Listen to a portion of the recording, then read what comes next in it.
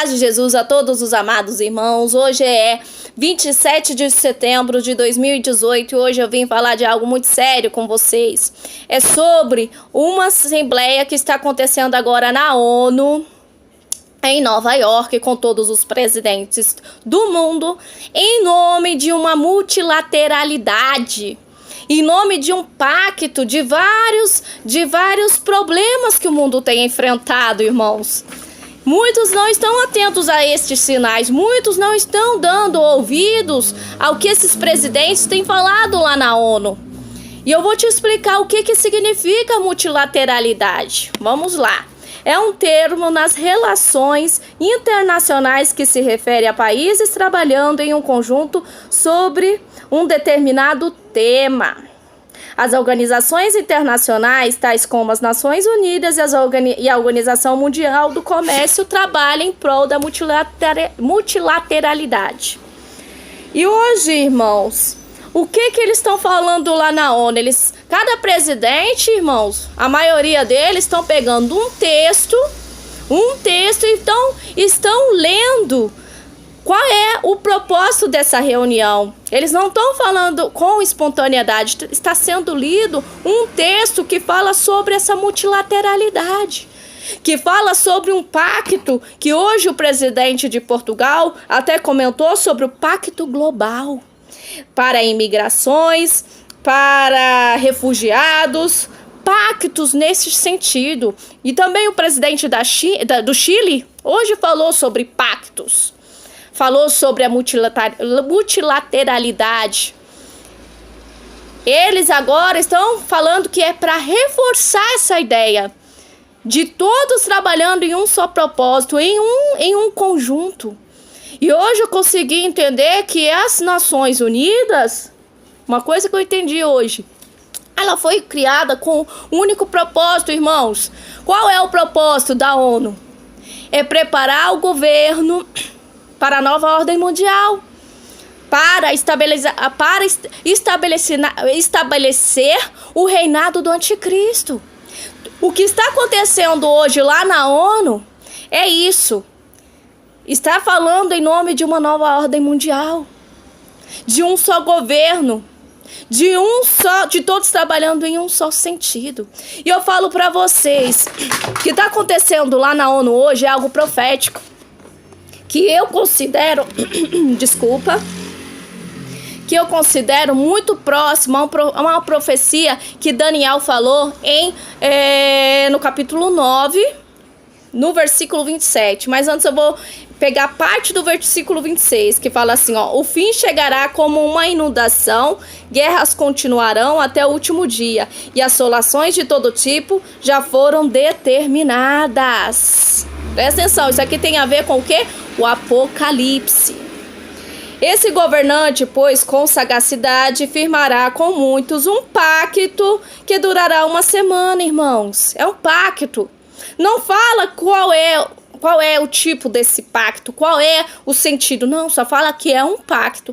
E é isso que eu tenho ouvido lá, porque eu tenho buscado informação. Eu não tenho simplesmente confiado em um estudo escatológico que fala que a igreja não verá o filho da perdição. Eu não tenho me prendido a um estudo escatológico, não. Eu tenho observado os sinais, porque a Bíblia diz que ninguém nos engane. E a Bíblia é o meu norte, ela é que me direciona, não é um estudo escatológico que se os estudos escatológicos fossem tão fiéis na sua interpretação, não existiria várias linhas, uma só convenceria a todos. Se o estudo escatológico fosse tão fiel às escrituras, não teria tanta divergência nas palavras. Entendeu? Então eu não vou mais por nenhuma linha escatológica, eu vou pela palavra do Senhor. Eu estou sendo direcionada pelo Apocalipse, pelos livros de profecias, entendeu? É isso que eu tenho feito. O Apocalipse foi o próprio Jesus que mandou a gente estudar. E Jesus sempre falou que ninguém vos engane. Então, Deus não está sujeito a um estudo escatológico. Deus está sujeito à palavra dele, porque a palavra dele tem que se cumprir. O Senhor zela pela palavra dele. Ele não aceita que seja revogada essa palavra. Então eu não me prendo a nenhum estudo escatológico. Eu me prendo sim às profecias que estamos vendo nos últimos dias. E eu falo para vocês, é muito semelhante ao que está acontecendo lá hoje, no terceiro dia da reunião de uma semana lá na ONU, que todos os presidentes estão falando em nome de uma multilateralidade, de uma união, de uma unidade, de um só governo. E vocês muitas vezes estão dormindo. E vocês muitas vezes estão querendo não enxergar a verdade. Mas já estamos chegando na reta final, irmãos. 1º de outubro, assinando o acordo, assinando este pacto. Já inicia a última semana de Daniel e já começa a nova ordem mundial. Irmãos, o primeiro selo já foi aberto. Vamos lá em Apocalipse. O que fala em Apocalipse? No primeiro selo. Presta atenção. Observei o cordeiro, abriu o primeiro dos 7 selos e em seguida ouvi um dos seres viventes clamar com voz de trovão: vem! Olhei diante de mim e estava um cavalo branco e seu cavaleiro empunhava um arco e foi-lhe outorgada uma coroa e ele cavalgava altaneiramente como um vencedor, determinado a vencer. Eu creio, irmãos, está na cara quem é o anticristo, irmãos. Tá na cara quem é o anticristo. O primeiro selo já foi aberto sim. A igreja não impede do primeiro selo ser aberto. Vamos lá agora em 2 Tessalonicenses 2. Que fala referente a isso que eu estou te explicando. Vamos lá, ó. O anticristo e o retorno de Jesus. Caros irmãos, quanto ao retorno do nosso Senhor Jesus Cristo, a nossa reunião com Ele, vos suplicamos que não permitais que o vosso modo de crer seja influenciado, nem fiqueis amedrontados por causa de profecia, palavra ou carta atribuídos indevidamente à nossa autoria, como se o dia do Senhor já estivesse chegado. O dia do Senhor ainda não chegou. O dia do Senhor ainda não chegou, porque está escrito no 3º versículo, fala assim, ó: não vos deixeis enganar de forma alguma por ninguém, porquanto antes daquele dia virá a apostasia. Então será revelado o homem da iniquidade, o filho da perdição. O primeiro selo já foi aberto. O primeiro selo já está a caminho. A caminho não, o segundo selo já está a caminho, porque o primeiro selo já foi aberto, irmãos. Presta atenção, o que fala referente aqui na minha Bíblia, no estudo, que fala vamos lá, do versículo 3. Fala assim, ó: Paulo revela que esse anticristo será mais do que um poderoso líder político ou militar mundial. Ele terá prestígio suficiente para reivindicar uma posição acima de todas as religiões e deuses. Ele afirmará a ser Deus e fará seus pronunciamentos blasfemos de um edifício físico, o qual chamará de santuário. Isso aqui é referente à metade da semana de Daniel. É referente a Mateus a partir do versículo 24:15. Né? O que Paulo fala aqui, que ele vai se revelar como Deus, tudo mais, ele vai exigir adoração. Aí seria na metade da semana. Mas o que fala aí Paulo fala assim, ó: Paulo explica aos Tessalonicenses que, embora a volta de Cristo seja eminente, existem sinais que ainda teriam de se cumprir antes que esse maravilhoso e esperado evento. Um desses grandes sinais é a apostasia, literalmente rebelião, termo que nas escrituras tem o sentido de explícita rebelião contra Deus. E tudo que procede de Deus, essa rebelião tem duas faces, uma profunda e generalizada: apatia em relação à fé em Jesus Cristo e a palavra de Deus, seguida de violenta rebelião contra o Senhor e seus seguidores em todo o mundo. É isso que a gente temos visto. As pessoas estão odiando. A gente já está nesse tempo de apostasia. As pessoas estão odiando o nome de Jesus e a palavra de Deus. Tem vários protestos agora em prol de Satanás e desmerecendo Jesus Cristo. A gente tem visto esse tempo de rebelião contra Deus e a palavra dele, irmãos. E o filho da iniquidade, aqui, o filho da perdição, a apostasia então será revelada, o homem da iniquidade, o filho da perdição. Nós estamos vendo esse filho da perdição. Estamos agora, irmãos, tendo uma reunião muito séria lá na ONU, agora, em Nova York. Os presidentes todos estão se unindo, como Daniel falou, que o governante, ele faria o quê? Ele faria um pacto com muitos, irmãos.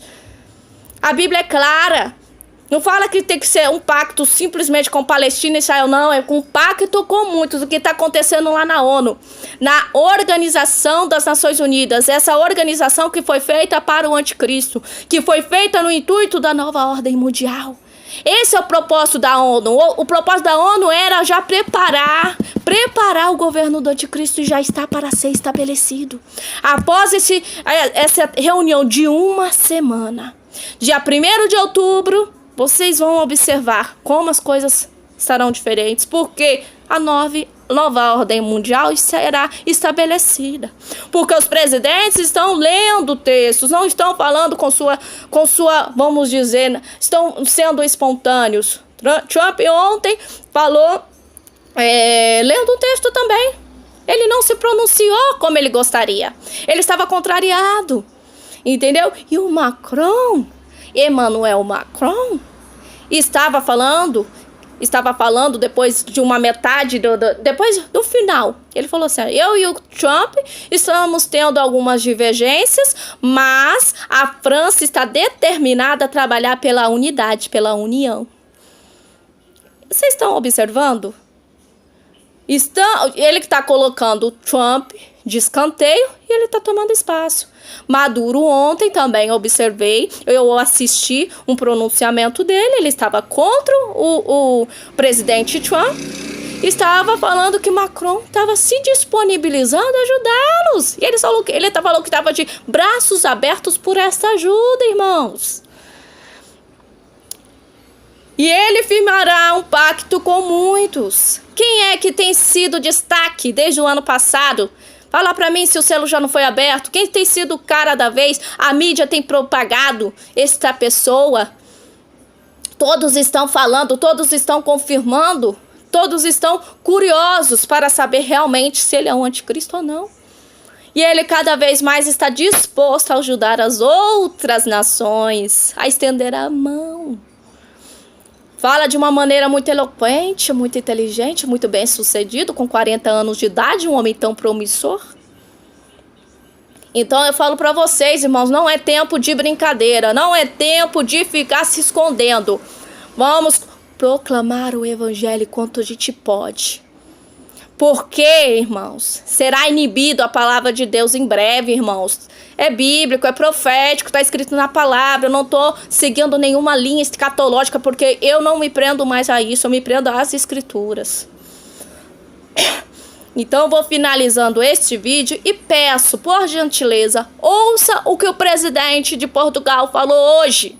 Esse presidente está falando em nome de todos. E observe os argumentos, observe qual é o propósito dessa reunião que está tendo lá em Nova York. A nova ordem mundial está para ser estabelecida. Um só governo. Ok? Observe, vamos continuar observando os sinais. Senhor Secretário-Geral, Senhor Vice-Presidente da Assembleia Geral, peço-lhe que transmita à Senhora Presidente Maria Fernanda Espinosa uma saudação muito especial pela sua eleição, pela sua personalidade e carreira, pelas prioridades que definiu, pelo avanço em igualdade de género nas Nações Unidas, pelo diálogo informal prévio, sinal de transparência da Assembleia Geral.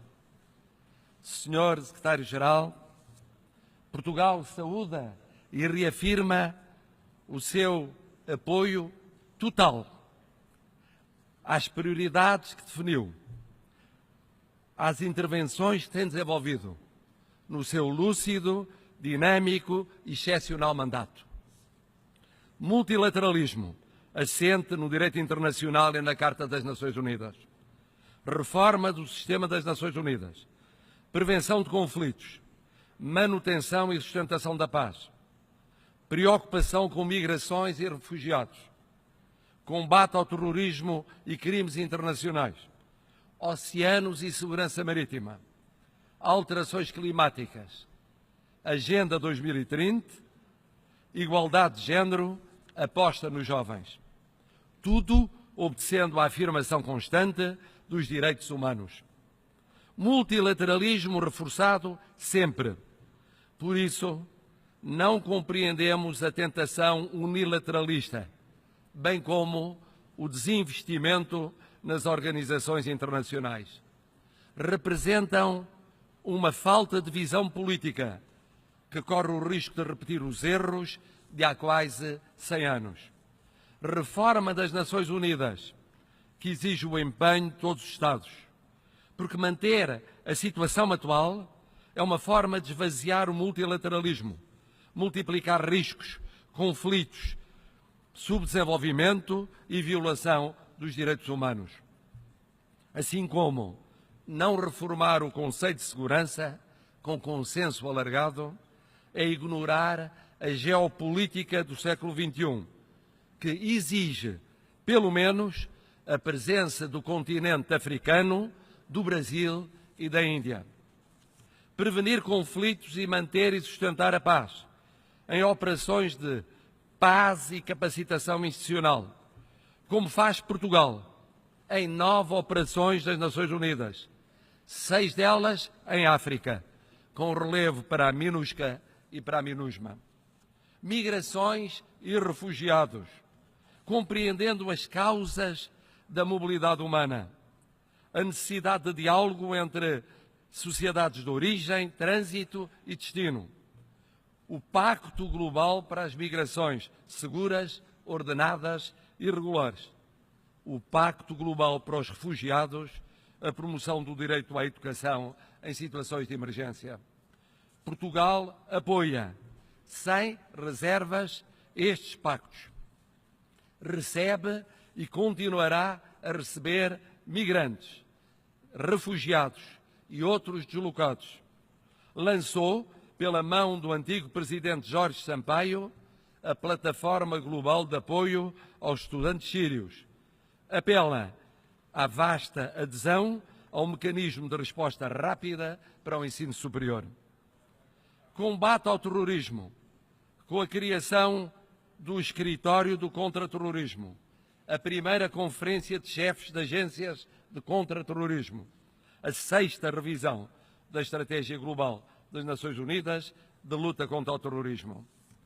Garantia de justiça para as vítimas de graves crimes internacionais, através do Tribunal Penal Internacional, que passou a apreciar o crime de agressão em 2017, passo em que Portugal teve papel ativo e deve caminhar para a universalidade com a adesão de mais Estados-membros. Oceanos e segurança marítima, cruzamento de multilateralismo e direito internacional. Portugal está ativamente envolvido na preparação da 2ª Conferência dos Oceanos das Nações Unidas em 2020, pronto para assumir todas as responsabilidades na sua organização. Segurança marítima em áreas como, por exemplo, as costas da Somália ou o Golfo da Guiné, onde Portugal está presente na Operação EUNAVFOR Atalanta e no processo de Yaoundé, ao lado da União Africana e dos países da região, e criando ainda nos Açores um centro de defesa do oceano, plataforma para diferentes organizações internacionais. Alterações climáticas, que é uma justíssima luta do secretário-geral, porque é uma justíssima luta de todos nós. Para nós, uma questão estrutural, em que não mudamos com modas e protagonistas de curto prazo. Consideramos o direito a um ambiente saudável um direito fundamental, defendemos a neutralidade de carbono até 2050, assumimos com o Líbano a presidência do Grupo de Trabalho para o Pacto Global para o Ambiente. No fundo, há 2 visões diferentes sobre a realidade universal. Uma de curto prazo é unilateralista ou minilateralista, protecionista, virada para um discurso eleitoralista interno, que minimiza o multilateralismo em tudo o que seja desenvolvimento sustentável, que nega as alterações climáticas, que é contra os pactos globais sobre migrações e refugiados. E está, sobretudo, atenta à prevenção nos conflitos e na manutenção da paz, onde e quando pontualmente lhe interessa, e interessa, sobretudo em termos de poder económico mais do que político. Outra visão, que é a nossa, é multilateral, aberta, favorável a uma crescente governação global, empenhada no desenvolvimento sustentável, olhando para o direito internacional, a Carta e os direitos humanos como valores e princípios, e não como meios ou conveniências. Acreditamos que no médio e longo prazo esta visão vencerá, como venceu na União Europeia, que tem dado à Europa o maior período de paz de que há memória e os mais elevados níveis de bem-estar e proteção social. Tudo isto quando comemoramos 70 anos da Declaração Universal dos Direitos Humanos e da Comissão de Direito Internacional, o que nos leva a apelar ao consenso na aprovação da resolução bienal sobre a moratória da pena de morte apresentada nesta Assembleia Geral. Excelências, a nossa visão da situação universal e do papel das Nações Unidas, que é de total concordância com a do Secretário-Geral, explica as nossas posições nas chamadas questões regionais com alcance global. Permitam-me que cite algumas de especial relevância para Portugal. Saudamos o reforço da Comunidade de Países de Língua Oficial Portuguesa, agora presidida por Cabo Verde e em seguida por Angola, cujos contributos para a estabilidade e o desenvolvimento quero realçar. A CPLP tem uma magnífica cooperação com as Nações Unidas e prossegue o objetivo de ver a língua portuguesa, que é uma das mais faladas do mundo, adotada como língua oficial das Nações Unidas.